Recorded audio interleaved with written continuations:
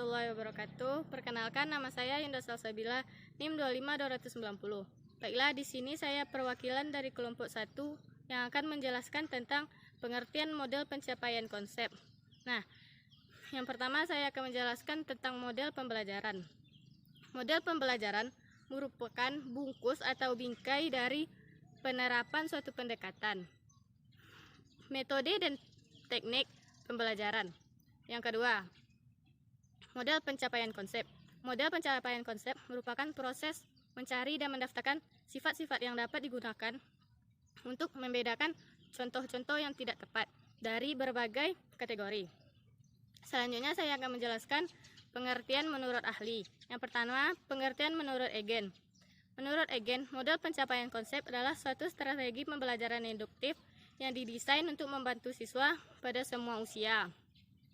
Pada semua usia dalam mempelajari konsep melatih pengujian hipotesis. Yang kedua, pengertian model pembelajaran konsep menurut Brunner, Gottnow, dan Austin.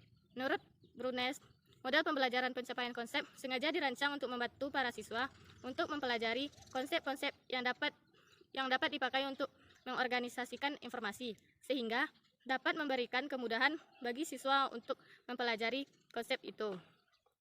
Nah, model pembelajaran konsep itu dengan cara yang lebih efektif. Jadi, beberapa pengertian dari beberapa ahli dapat kita simpulkan bahwa model pembelajaran pencapaian konsep adalah suatu pembelajaran yang menekankan pada pemahaman konsep kepada siswa, guru, untuk mengawali pengajaran dengan menyajikan data atau contoh dan yang bukan contoh. Kemudian guru bisa untuk meminta siswa mengamati data atau contoh tersebut, dan siswa yang dibimbing akan mampu mengidentifikasi ciri-ciri atau karakteristik dari contoh yang telah diberikan oleh gurunya. Baiklah, hanya itu yang dapat saya jelaskan. Materi selanjutnya akan dijelaskan oleh rekan saya. Assalamualaikum warahmatullahi wabarakatuh. Nama saya Resti Angreni dengan NIM 25293. Saya akan melanjutkan materi yang disampaikan oleh teman saya tadi.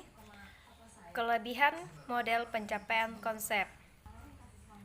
Yang pertama, dapat meningkatkan kemampuan untuk belajar dengan cara yang lebih mudah dan efektif di masa depan. Yang kedua, lebih mengaktifkan keterlibatan mental, sehingga konsep yang diperoleh siswa lebih lama diingat dan akhirnya dapat meningkatkan prestasi belajar siswa. Kekurangan model pencapaian konsep. Yang pertama, membutuhkan biaya yang besar dan waktu yang lebih lama untuk pembuatan dan pengembangan perangkat pembelajaran. Yang kedua, bila jumlah siswa dalam satu kelas sangat besar, maka pengajar akan kesulitan dalam membimbing siswa yang membutuhkan bimbingan. Struktur pengajar model pencapaian konsep. Tahap yang pertama, menyajikan data dan identifikasi konsep. Dosen menyajikan contoh-contoh yang telah dilabeli.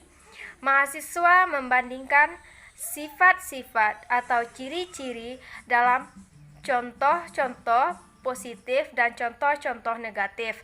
Selanjutnya, mahasiswa menjelaskan sebuah definisi menurut sifat-sifat atau ciri-ciri yang paling esensial. Tahapan yang kedua, pengujian pencapaian konsep. Mahasiswa mengidentifikasi contoh-contoh tambahan yang tidak dilabeli dengan tanda iya dan tidak. Selanjutnya, dosen menguji hipotesis mengenai konsep dan menyatakan kembali definisi-definisi menurut sifat-sifat atau ciri-ciri yang paling esensial. Selanjutnya, mahasiswa membuat contoh-contoh. Selanjutnya itu tahapan yang ketiga.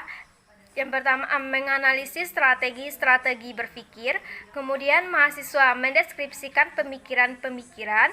Selanjutnya, mahasiswa mendiskusikan peran sifat-sifat dan hipotesis-hipotesis.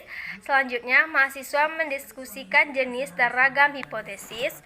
Selanjutnya, materi selanjutnya akan dibacakan oleh teman saya. Assalamualaikum.